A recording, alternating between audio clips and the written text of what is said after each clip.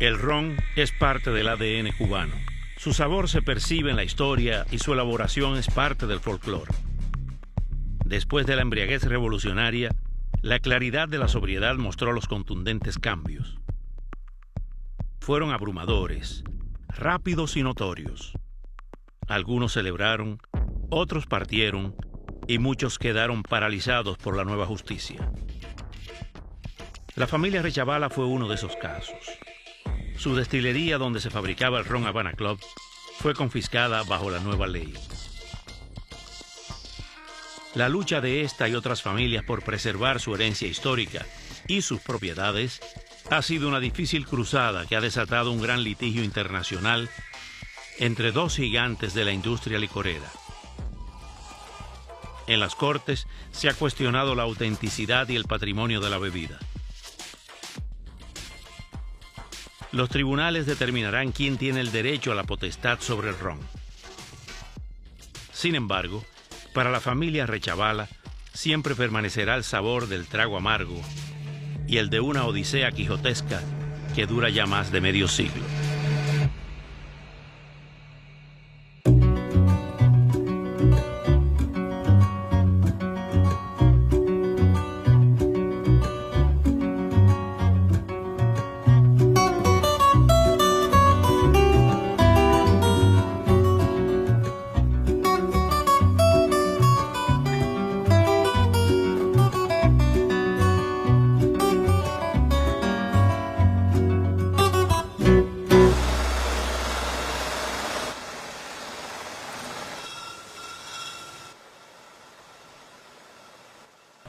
Era un hombre muy orgulloso.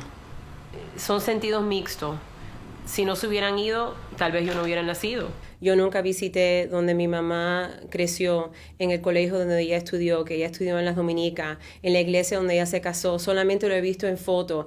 En el mar, donde ellos siempre estaban. Mis padres iban mucho a Varadero, ver la playa, ver dónde se conocieron, dónde iban al cine. Momentos especiales de la vida que uno hoy en día está manejando por la calle y le dice a sus hijos, mira, aquí fue donde tu papá y yo nos conocimos. O ir a visitar donde eran esos lugares. Todo eso definitivamente nos robaron. Yo muchas veces he querido regresar con mi mamá y hasta en un momento que hubiera querido regresar con mi papá, pero mis padres obviamente para ellos nunca fue una opción regresar a Cuba si Cuba no iba a ser libre. Amparo y Ramón Arrechavala se casaron en víspera de la Revolución Cubana.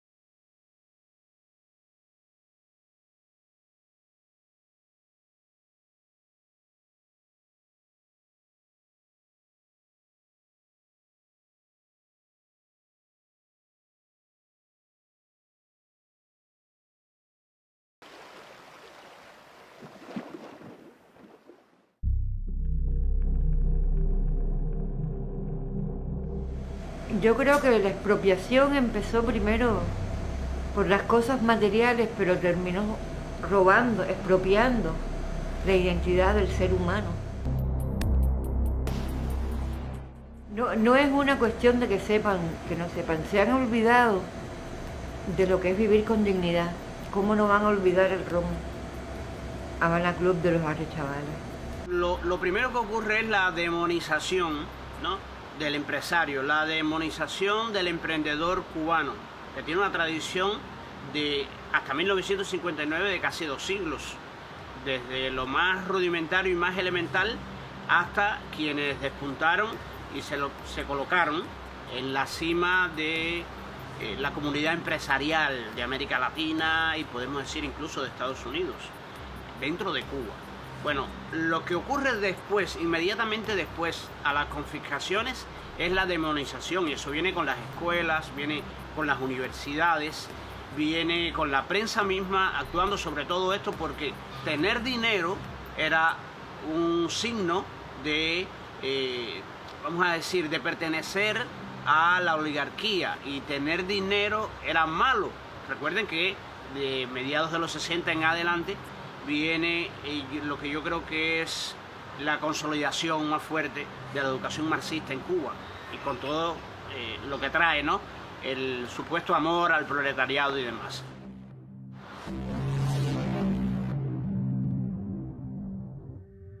En su segundo viaje a Cuba en 1493, Cristóbal Colón lleva caña a la isla. Los indígenas y después los esclavos fueron los primeros en exprimir los tallos de caña para beber el dulce guarapo que eventualmente se convertiría en aguardiente de caña. ¿Por qué? Había una relación maldita entre el ron y los esclavos. Los esclavos eran vendidos por otros africanos en África. Eran vendidos a los portugueses, vendidos a los españoles, vendidos a los piratas franceses o a los corsarios franceses. Eran vendidos a distintos clientes. Generalmente cobraban en dinero, pero llegó un punto en el que cobraban con ron. Entonces ahí es lo que dicen los españoles, la pescadilla que se muerde la cola.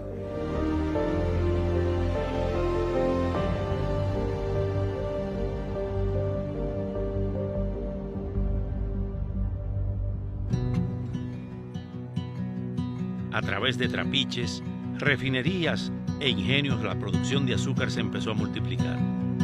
Para fines del siglo XVI, Cuba ya era la reserva azucarera del mundo.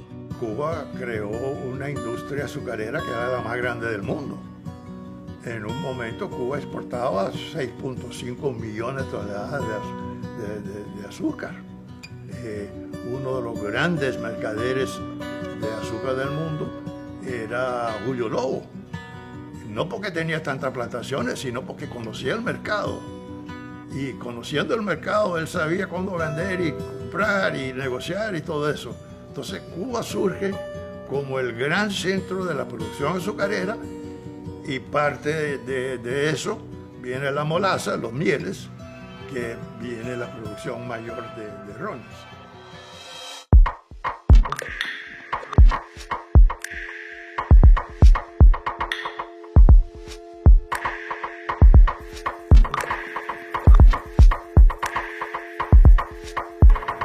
Donde empieza el ron cubano de verdad fue con los Bacardí.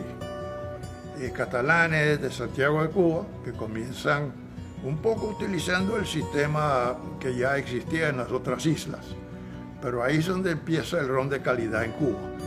Al mismo tiempo, interesante que se funda también el ron Havana Club, de otra familia, pero de Cárdenas. Entonces, pero ahí empieza eso.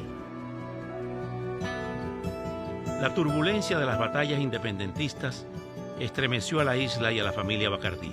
El hijo mayor de Facundo, Emilio, simpatizaba con los mambises y la independencia plena de Cuba. En varias ocasiones fue detenido por las autoridades españolas. Al final de la guerra hispanoamericana, el gobernador estadounidense de Cuba, Leonardo Wood, nombra a Emilio Bacardí alcalde de Santiago.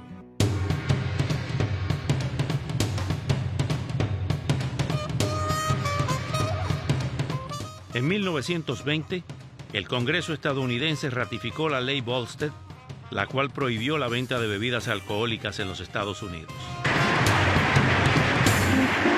Mientras duró la ley seca en Estados Unidos, de 1920 a 1933, muchos americanos viajaban a Cuba para disfrutar de las bebidas prohibidas. Entre ellos, el joven periodista Ernest Hemingway, quien visitó Cuba por primera vez en 1928.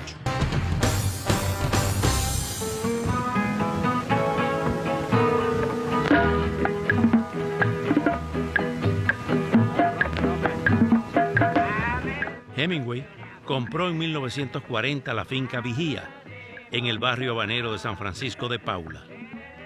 Allí vivió hasta 1960. Durante su estadía en Cuba, escribe dos de sus novelas más famosas, Por quién doblan las campanas y El viejo y el mar, por la cual se le otorga el premio Pulitzer en 1953 y en 1954 el Premio Nobel de Literatura.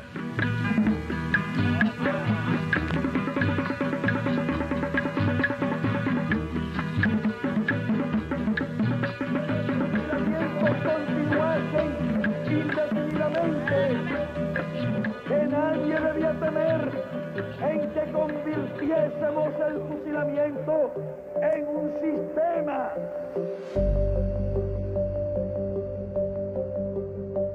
Ramón no se quería ir de Cuba.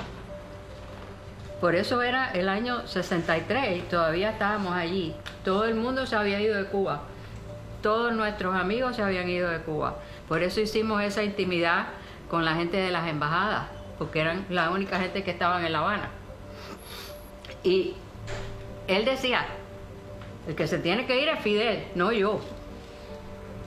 Eso lo decía donde quiera que se paraba. Yo le dije, un día te van a meter en la cárcel nada más que por decir eso. Y él decía, no, el que se tiene que ir es Fidel, no yo. Y entonces pues llegó el momento que, aunque no hizo nada, nosotros no nos dábamos cuenta que no podíamos tener esa vida ya en el año 63 en La Habana. Estaba totalmente out of proportion. No podíamos seguir así y no nos dábamos cuenta. Éramos muy jóvenes, no nos dábamos cuenta. Castro, on December 31st, 1959, at gunpoint, took all my assets, and threw us out of the company, and removed us from being able to go to work in the company. After a little while, I was doing some work in Havana, and every single time I was successful, he cut me down and took over. Finally, they threw me into jail. And I was released from jail in two conditions. He told me, you don't belong to this society. Either you get the hell out of this country, or you're going to stay in jail with some cause and we will fight for you.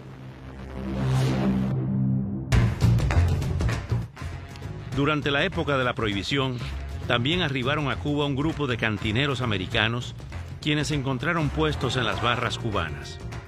Uno de ellos fue Eddie Walke, quien atendía la barra del Hotel Sevilla Biltmore. Crea varios tragos, incluyendo el Mary Pickford, y también reintroduce el Presidente, el cual se lo dedicó al mandatario cubano Gerardo Machado. Durante su tiempo en Cuba, Ernest Hemingway popularizó el ron cubano. A todo quien lo visitara, el galardonado escritor lo llevaba al Floridita, una barra en la calle Obispo de La Habana Vieja. La barra abrió en 1817 bajo el nombre de Piña de Plata. Casi 100 años después, la taberna-restaurant cambió de nombre a Floridita. En 1914, un joven catalán, Constantino Rivalaigua, comenzó trabajando en la barra como cantinero. En pocos años, Constante, como le decían sus amigos, compró el Floridita y se ganó el apodo del rey de los cocteleros, principalmente por crear el famoso daiquiri frisado que tanto le gustaba a Ernest Hemingway. La historia del daiquiri, como muchos de los clásicos tragos cubanos, está envuelta en mito y salpicada con realidad.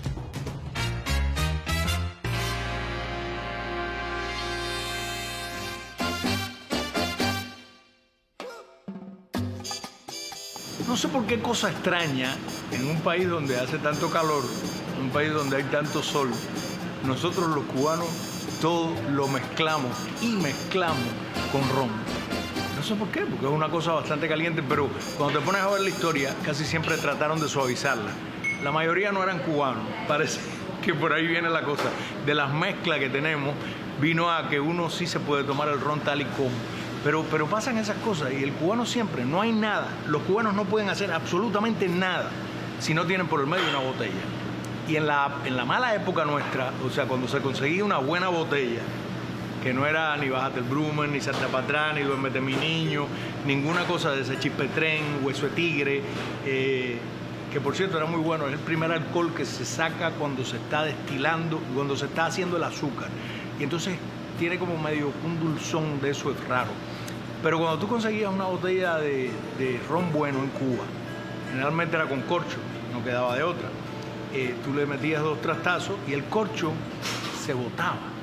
Tiene mucho que ver con eso. Y cuando tú te pones a ver la cantidad de tragos que se hacen en Cuba y te pones a recordar, por ejemplo, el daiquiri. El daiquiri, tú dices, bueno, ¿y cómo surge el daiquiri? Hay millones de historias.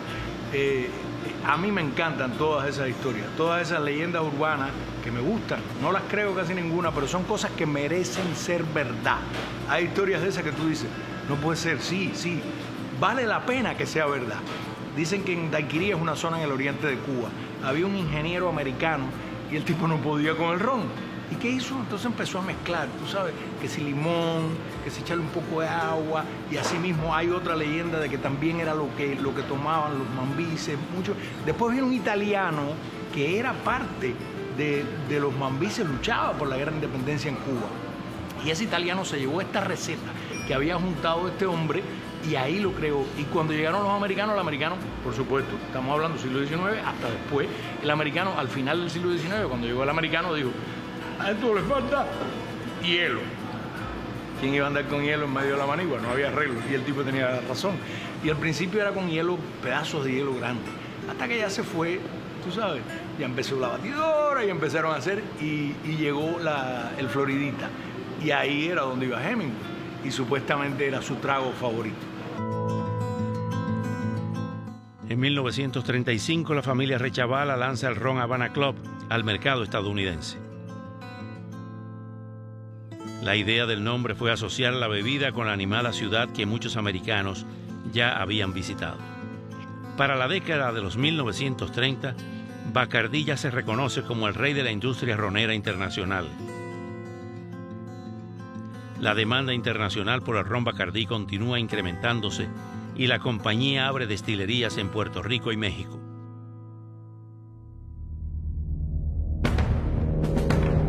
En víspera de las elecciones presidenciales del año 1952, Fulgencio Batista lidera un golpe de Estado militar. El general Batista, ante los micrófonos de todas las emisoras del país. ¡Silencio! ¡Silencio! Hablo al pueblo de Cuba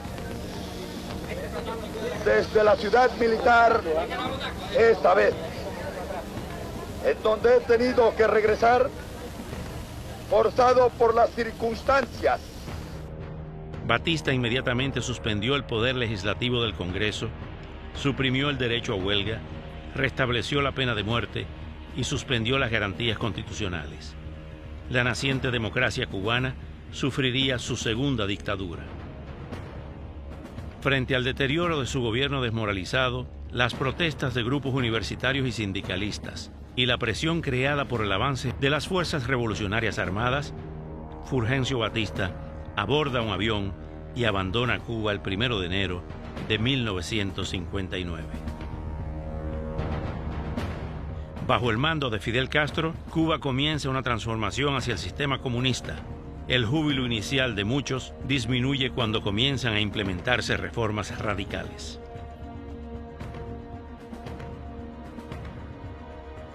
Desde la Ley de Reforma Agraria en 1959 hasta los decretos de la Ofensiva Revolucionaria de 1968, la propiedad privada en Cuba fue prohibida.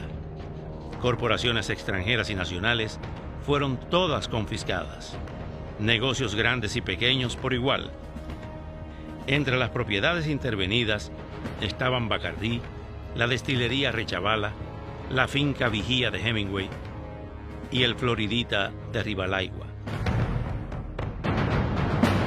Normalmente el discurso, por donde marcha siempre es que fuimos víctimas de España, víctimas de los Estados Unidos, ahora víctimas de los Castro. Cuando tú te miras con dignidad, tú no puedes asumir el papel de víctima. Tienes que hacer, eso es parte de la autorresponsabilidad. Por ejemplo, para argumentarte esto, te puedo decir, Fidel Castro llegó hasta donde los cubanos les permitimos llegar. Este es producto post-revolution, antes de que entraran los franceses, que es un ron que tú ves, mira el sedimento ahí. Eso es la falta de filtración, además de tal vez de maquinaria sucia, ¿no? Pero ves en este ron ves la marca el ruso. Porque, digamos, yo visité una fábrica que era la fábrica de los Bacardí en Oriente. Esto en 1974. Nadie sabía nada de rones. Había unos cuantos de los viejos que habían estado con los Bacardí, Chavala, etc. Pero era gente nueva del partido. Y las reuniones eran reuniones del partido. Eso no se puede producir un producto como tenían los Bacardí, los Chavala con Havana Club y todo eso. Cuba, любовь моя. En 1972, el gobierno cubano comenzó a vender Havana Club al exterior, principalmente a la Unión Soviética y los países del bloque comunista.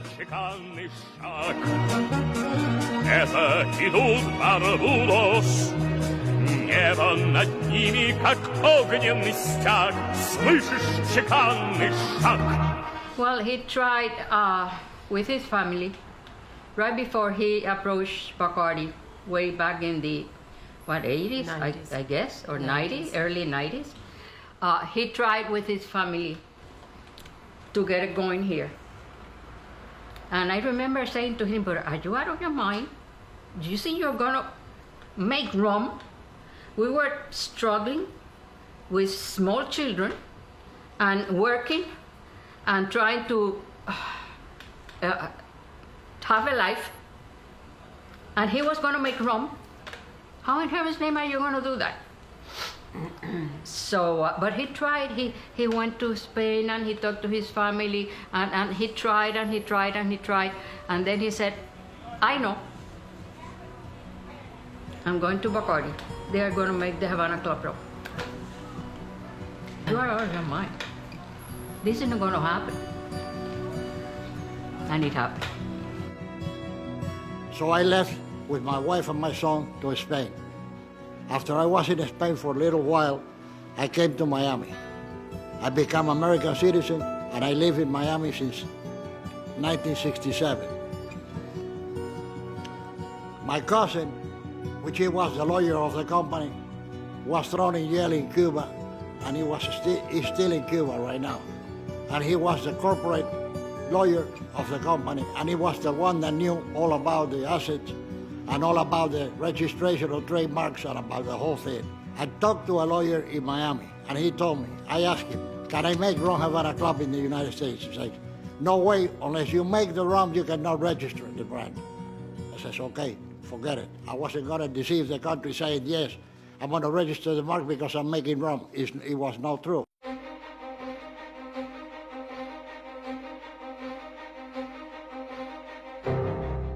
En 1993, la licorera más grande del mundo, Pernod Ricard, llegó a un acuerdo con el gobierno cubano que forjó una sociedad para producir y distribuir el ron Havana Club mundialmente.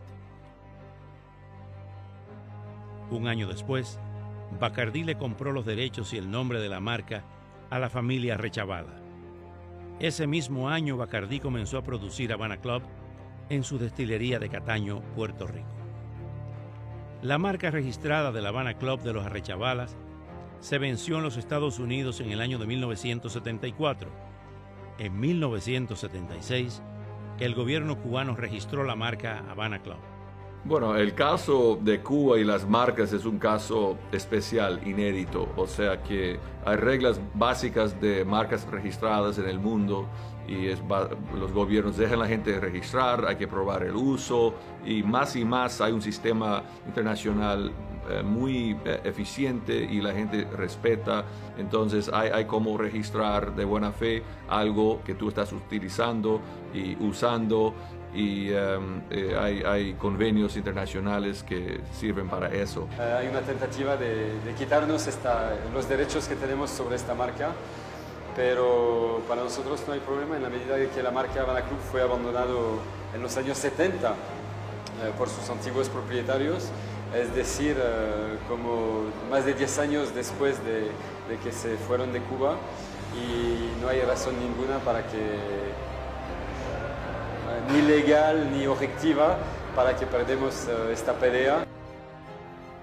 When someone asks me, what do I think about the argument of the Arrechebala family or any other family that's had their assets in Cuba taken from them, that they, in essence, abandoned their mark or their property. I just think it's preposterous. If you ask any Cuban family, I've never heard any Cuban family ever say, oh yeah, I just voluntarily gave that up to them. It didn't happen. No matter how many years have gone by, the Arechavala family, just like the Bacardi family, did not say, yes, here, Cuban regime, Castro government, you can take these assets. Registrar una marca es un proceso muy objetivo, muy burocrático. O sea, se puede registrar una marca diciendo, esta es mi marca, poniendo el nombre, dirección, etcétera, diseño, y aseverando que esto está siendo usado de tal manera. Someone comes along and steals your bike, and you can't run after the thief very fast as he goes running away with the bike. Is someone going to say, you know what, you abandoned your claim to that bike? It's really preposterous. At the time, I find out before than that Pernod Ricard, I read it in the paper, had signed a deal with Fidel Castro. I wrote a letter to Mr. Patrick Ricard, stating him that the Ron Havana Club belonged to my family, only to my family and myself, and we never sold it to the Cuban government, that he was doing something illegal. Entonces, el gobierno cubano hizo un trámite burocrático muy sencillo, ¿no? O sea, la marca de Havana Club de la familia Arechavala venció en 73 porque, bueno, habían perdido su negocio. Javier, el abogado, estaba en la cárcel, no tenían cómo, estaban tratando de sobrevivir en Estados Unidos y, bueno, su prioridad no fue mantener una marca para un producto de una fábrica ya que fue confiscada y no podía producir nada. O sea, esa gente no tenía razón para no renovar su registro, pero dejó abierto ese nombre, así que el gobierno cubano en 76 puso los papeles y bueno, estaba registrado su nombre y nadie hizo nada por mucho tiempo. What happened to my family was wrong. We wanted to keep selling Havana Club Ron, but we were prevented from doing so because this confiscation of the distillery, this robbery of my distillery, my business in Cuba. Castro Ron to me and my family continues today because of the Cuban Pernod venture, continues to trade on Havana Club's reputation, which is product can never be the same Havana Club than we used to make. The government stole my assets, my family heritage, as much as my children's future. Section 211 prevents that ron from spreading into the United States, and it will protect, its protection should not be denied because of the veiled threats made by Pernod on behalf of his partner, Cuba.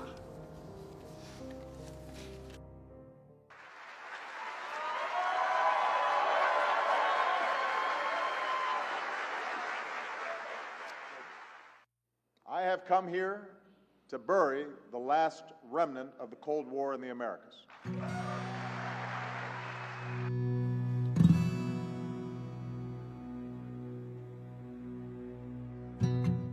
Las relaciones entre Estados Unidos y Cuba se han caracterizado por altas y bajas.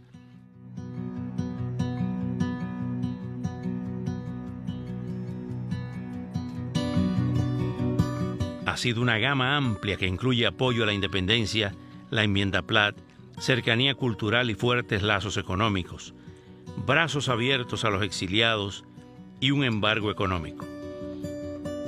Desde el giro hacia el comunismo del gobierno revolucionario durante el cenit de la Guerra Fría, los pocos intercambios entre gobiernos han sido tensos. La ley Helms-Burton fue aprobada por el Congreso estadounidense y ratificada por el presidente Bill Clinton en 1996. La legislación requiere, entre otras cosas, que cualquier compañía no estadounidense que tenga negocios con Cuba pueden ser sometidas a represalias legales. El título 3 de la ley Helms-Burton permite a todos los estadounidenses proceder con un litigio en las cortes americanas sobre aquellos que trafiquen o que se beneficien de las propiedades arrebatadas por el gobierno de Cuba.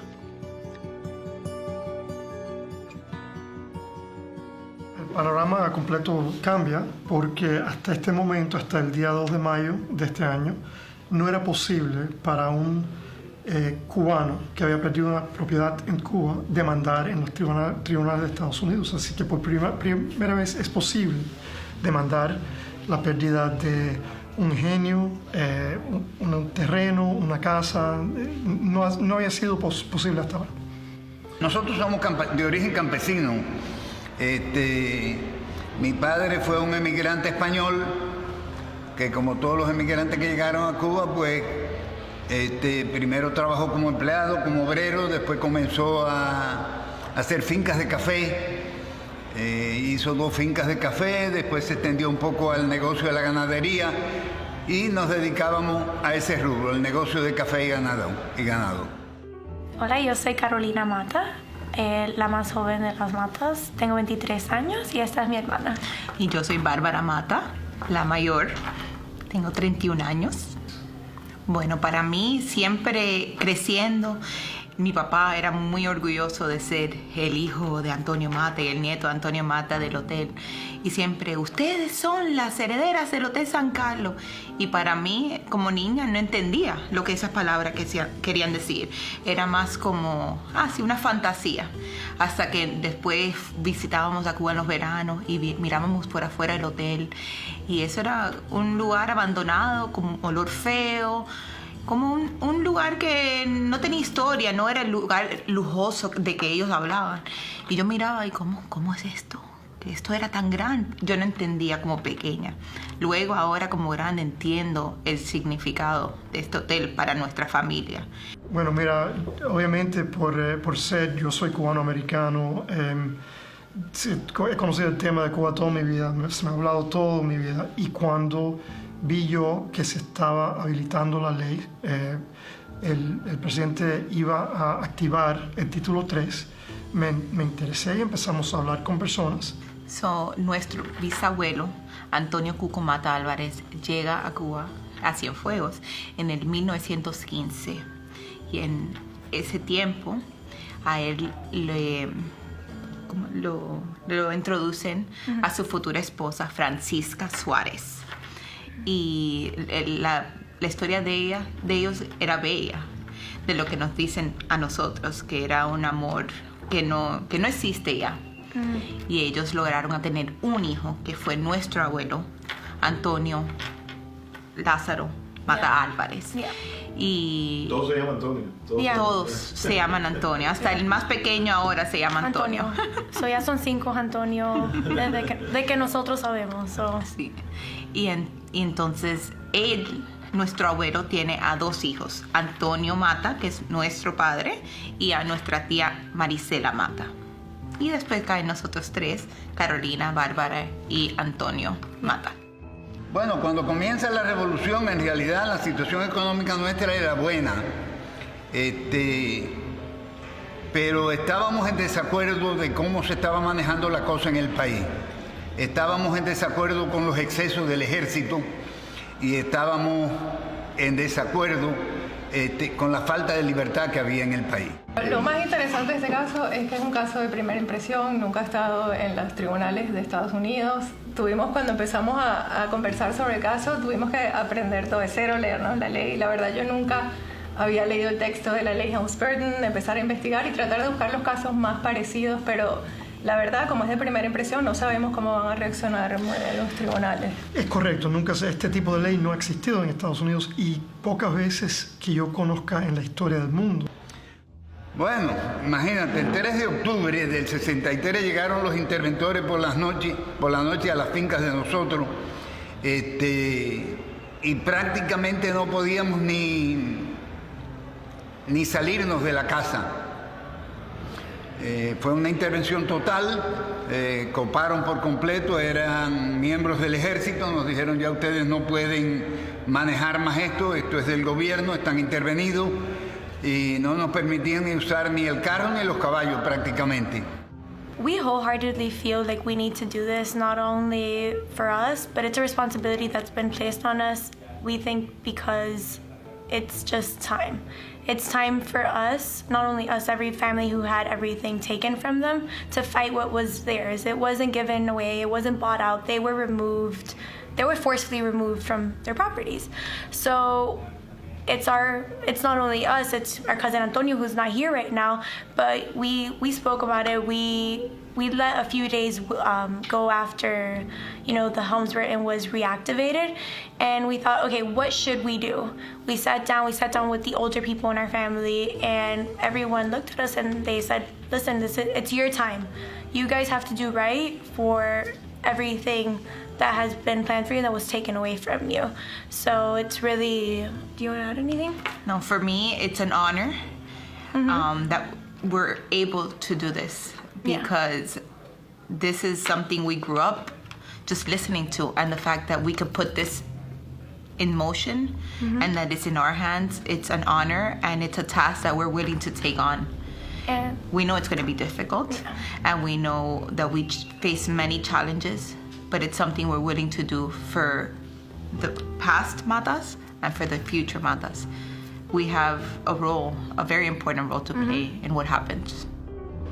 Bueno, es algo que ha marcado la vida mía y de mis hermanas, lógicamente, porque vimos en ello la tristeza de tener que abandonar a Cuba, la frustración de vernos robado todo lo que mi abuelo y mi padre habían logrado.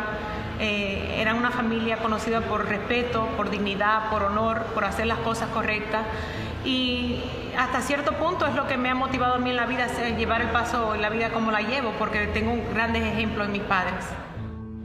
Mira, el término de burguesía dependiente, de oligarquía y de, vamos a decir, comunidad empresarial, de empresarios cubanos, de dueños, todo eso se redujo a la palabra ricos en Cuba. Entonces, los cubanos que no vieron vamos a decir, ese florecimiento, que no vieron cómo estaba y que nacieron, por supuesto, después de 1959, lo que tienen de rostro es algo muy desdibujado de quién es un emprendedor, de cómo se echa a andar una fábrica, de cómo funciona la propiedad intelectual, la propiedad privada. Entonces, eso está muy desdibujado. Ahora, con esta nueva, vamos a decir, este nuevo camino que ha tomado la ley Halliburton, yo creo que salen a la luz los rostros, por supuesto, no ya de los dueños originarios, están saliendo sus descendientes y personas que se criaron, en primer lugar, en un mundo democrático y creen a pie juntillas que tienen derechos, que la propiedad privada es inalienable del hombre, que sus derechos en cualquier país que hayan sido conculcados, en el país en donde estén residiendo o donde hayan nacido, se los va a defender. Y eso es lo que está pasando. Es curioso que las leyendas urbanas, las cosas que se habla de los tragos, de los famosos tragos cubanos, siempre lo comenzó alguien que no era cubano. Eso es atractivo, y ahora después nos adueñamos de todas esas cosas. En el caso de este trago que les voy a hablar, supuestamente fue un lugarteniente de Francis Drake, siglo XVI, por allá. El caso es que este lugarteniente le preparaba ron Peleón. En esa época el ron era que no había quien se lo empujara. Bueno, nosotros después lo logramos. Pero en esa época, y entonces él se le ocurrió suavizarlo con agua, echarle, y sobre todo limón, y sobre todo la hierbabuena. Y curioso que la hierbabuena es una mezcla de menta, de diferentes, y se da silvestre, originalmente. O sea, se daba silvestre. ¿Qué pasa con el limón? En esa época los marineros eran una candela porque el escorbuto los mataba, no tenían vitamina C, bueno, no tenían nada. Y el caso es que el tipo se lo prepara, y le prepara este trago para aflojar el ron Peleón, que era tan fuerte. Y era la manera de que suavizárselo para que Sir Francis pudiera tomárselo. Mojito. Se creó el mojito. ¡Qué maravilla! El drequecito pasó a mojito, porque dicen que mojo, en una lengua africana, significa encanto, creo. Y también tenía que ver con el mojito, el mojo que le echamos nosotros a las comidas. O sea, por el sabor, por esa cosa rica que tenía. Y te digo que bien preparado, un mojito, o sea, cuando te digo bien preparado, te digo con su agua, con su hielo, con su limón y por supuesto con más del ron que dice la receta que debe llevar. Al segundo ya se te complica la vida. Y el mojito, ya, internacionalizado por Francis Drake. Bueno, internacionalizado por nosotros, pero inventado por Francis Drake. Un corsario, por lo menos no era un pirata.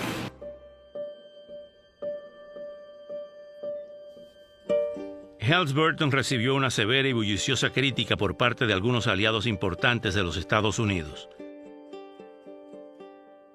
A cambio de su aprobación a la ley, el presidente Clinton creó una enmienda especial a la ley Helms-Burton, donde a criterio del mandatario estadounidense se puede suspender el título 3 de la ley Helms-Burton cada 6 meses. Clinton y todos los demás presidentes que pasaron por la Casa Blanca, incluido el propio Donald Trump, en sus primeros 2 años, suspendieron el título 3 de la legislación. El 17 de abril del 2019, fecha conmemorativa del desembarco en Bahía de Cochinos de la Brigada 2506, el presidente Trump, por primera vez desde que la ley fue creada, puso en efecto el título 3 de la ley Helms-Burton. The spirit of adventure is a testament to what a free Cuba could be. And with God's help, a free Cuba is what we will soon achieve. En el tema de Cuba, estamos viendo que el presidente Trump sí está enforzando lo que es la ley Helms-Burton a su máximo nivel. Entonces, yo creo que Trump es una persona que no se ve, que él no tiene restricciones ideológicas.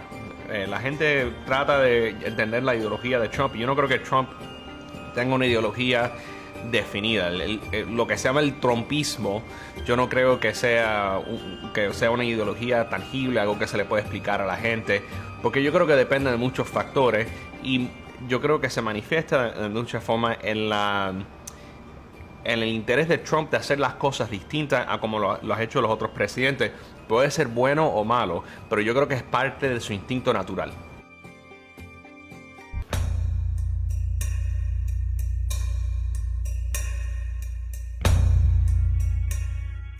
El cambio más radical que han tomado las relaciones entre Estados Unidos y Cuba en el transcurso de su reapertura es la muy desigual estrategia de Obama y Trump hacia La Habana. En el 2014, el presidente Obama comenzó el deshielo cubano, una nueva estrategia diplomática en las relaciones entre Cuba y Estados Unidos. Por primera vez, desde 1961, los dos países reabrieron embajadas en las respectivas capitales y el gobierno de Obama comenzó a suavizar ciertas restricciones relacionadas con el embargo. A mí me hicieron la pregunta cuando el presidente Obama abrió otra vez relaciones diplomáticas y el secretario de Estado John Kerry fue a la embajada a tener el acto, como todos vimos. Un periodista me preguntó ese mismo día, ¿por qué los Estados Unidos no invitaron a los opositores o los disidentes cubanos al acto? Y mi reacción fue muy simple, es que no caben 11 millones de personas. La administración Obama alentó viajar a Cuba y también puntualizó cambios en las leyes hacia la isla para que más americanos visitaran a su vecino caribeño. La postura del mandatario americano hacia Cuba era distinta. En marzo de 2016, esta nueva visión hacia Cuba culminó con el viaje del presidente Obama a la isla. El primer presidente americano en visitar a Cuba desde Calvin Coolidge en 1928, durante pleno periodo de prohibición. El equipo de Obama creía en una estrategia de largo plazo, en los cuales ellos, con el encuentro y mandando más americanos a la isla, creían que podían ejercer influencia sobre la cultura cubana y cambiar la trayectoria de ese país y ojalá provocar reformas internas. Mientras tanto, el equipo de Trump no ha descartado por completo esa filosofía, pero depende muchísimo más en usando sanciones como una estrategia para impulsar a Cuba y para castigarlos en el sentido en el contexto venezolano. Hay muchos dentro del gobierno cubano hoy en día que a mí mismo me han dicho que ellos perdieron una gran oportunidad durante la presidencia de Obama para negociar muchos más puntos que debían haber negociado. Ahora, calcularon mal. porque ellos también pensaron que Hillary Clinton iba a ser presidenta de los Estados Unidos. Y muchos dijeron, vamos a esperar a que Hillary saca presidenta a seguir este tipo de conversaciones. Pero se ha complicado. Y yo te diría, el gobierno cubano tiene mucha culpa, porque el gobierno cubano te viene a la mesa con muy poco negociar. Como parte del deshielo de Obama, la Oficina de Patentes y Marcas de los Estados Unidos le cedió a Pernod Ricard la patente de Havana Club en los Estados Unidos. Bacardi rápidamente apeló la decisión en las cortes americanas. It is important in our view that free governments like the United States do the right thing. They continue to do the right thing, protecting against the confiscatory effects of a taking, like what happened in Cuba. The U.S. has laws on its books, has policies that do not recognize the effects of those illegal takings. And the U.S. administration, this administration right now, we've asked them to do the right thing and to revoke the prior license given to the Cuban government to renew a fraudulently obtained registration. La lucha por la potestad de la marca Havana Club se avivó. Ambas corporaciones lanzaron campañas publicitarias reclamando su autenticidad. En el 2018, Bacardi auspició la obra de teatro inmersivo Amparo, la cual cuenta la historia de los arrechabalas. So Amparo is a lot of things, right? Amparo is a person. She is the wife of Ramon Arechavala. She's a wonderful person, and she's also, in my view, the person who carries the story. She is the person who, you know, whether she wants to or not, likes it or not, she is the person who has this story now to tell, as do her children and her family. So she was gracious enough to tell me the story of her family, and the wonderful element of her name is that it also means shelter, refuge, and in a broader sense it means protection. And that's something that we sort of came upon together as a group. That was a collaborative effort of a title that just sort of like began to spring up. So I'm not taking full credit for that one. Los cubanos, todas las generaciones, a partir de 59, empezamos un proceso, un capítulo que yo lo nombraría ir perdiendo. O sea, la vida del cubano a partir de 59, y no quiero ser pesimista, es ir perdiendo cosas. I think that loss definitely is at it's almost like the impetus for the story. So it's like this like beating heart that runs it. It's like this engine that leads it. But I think that the actual center of it is hope and this sense of truth and history and legacy and justice and repossession and what all of that means.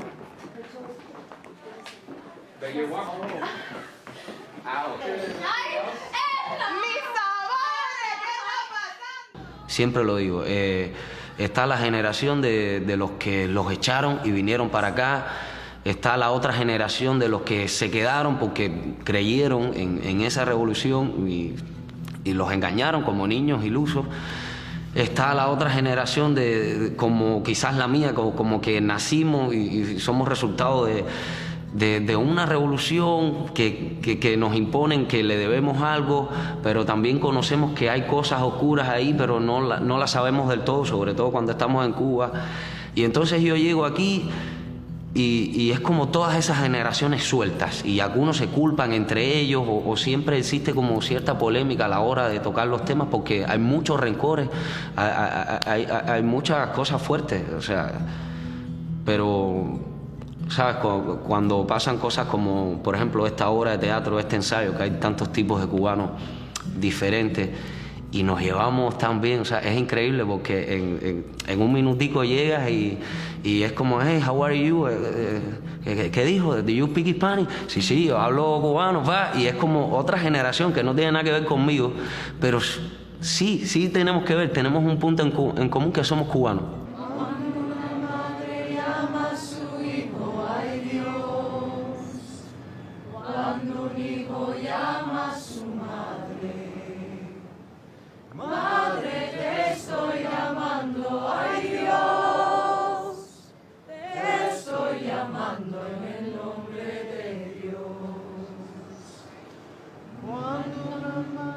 if loss is what started it, then we end with some kind of hope in terms of perhaps new generations taking up the call that we were talking about at the beginning, the power of story and the power of being able to use it as a way to talk about that loss that then leads to truth and hope.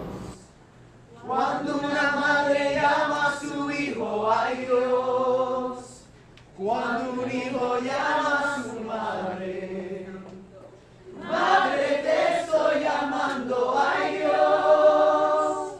He didn't want that Havana Club to die with Cuba. He knew that it had, been stolen from the family, and he tried to get in touch with Bacardi because he knew it was the only way that he could bring it back to life. And I'm sorry that he's not here to see it, because that was his goal in life. Bacardi, Havana Club, they're going to do it, they're going to bring it back to life, and you will see that it's not going to be forgotten. That was his goal. Era un hombre lleno de mucha esperanza. Para él la esperanza siempre fue una cosa que nunca dejó de tener, esperanza en todas cosas. A week before my father died, he came to my house with a folder of everything and said to me, Tita, this is your legacy. Ya lo había dicho y lo repito porque es curioso que se cuenten que los tragos, y este es uno de los más famosos que tenemos nosotros, por lo menos en el mundo, se conoce en todas partes, siempre ha sido creado por alguien que no es cubano, dice, en fin. Y este es muy especial porque significa muchas cosas. Yo no lo había pensado nunca. Es curioso que yo no hubiera pensado en eso nunca y ahora me dio por pensar en eso. ¿Cómo es posible que yo nunca haya tomado eso? Nunca me lo he tomado. Después hablamos de eso. El caso es que se cuenta que después de la guerra hispano-cubano-americana, no hispanoamericana, porque estábamos nosotros metidos en eso también, había un oficial norteamericano que iba a un bar allá en Oriente y pedía siempre un ron, y a ese ron, para suavizarlo, lógico, tampoco podía con el ron de nosotros, a pesar de que ya estaba muchísimo mejor, pedía siempre unirlo con algo, y algo dulce. Y le echaban Coca-Cola, que era lo más cercano que tenían ellos para suavizar este trago. Y cuentan también, una de las tantas leyendas esas, de que un día llegó al bar y había unos soldados que estaban de pase, estaban tomando ahí, y vieron que él le sirvieron ese trago con Coca-Cola. Y entonces se quedaron medio... Y el camarero, por supuesto, me imagino que para ligar su propina o algo de eso, le sirvió una ronda a todos. Y todos lo probaron y les encantó. Y dicen que uno se le ocurrió decir, había triunfado, por Cuba libre. Me gusta la historia porque es linda. Y te decía al principio, nunca he tomado un Cuba libre. Y ahora me dio por pensar en eso. Entonces pienso y digo, ojalá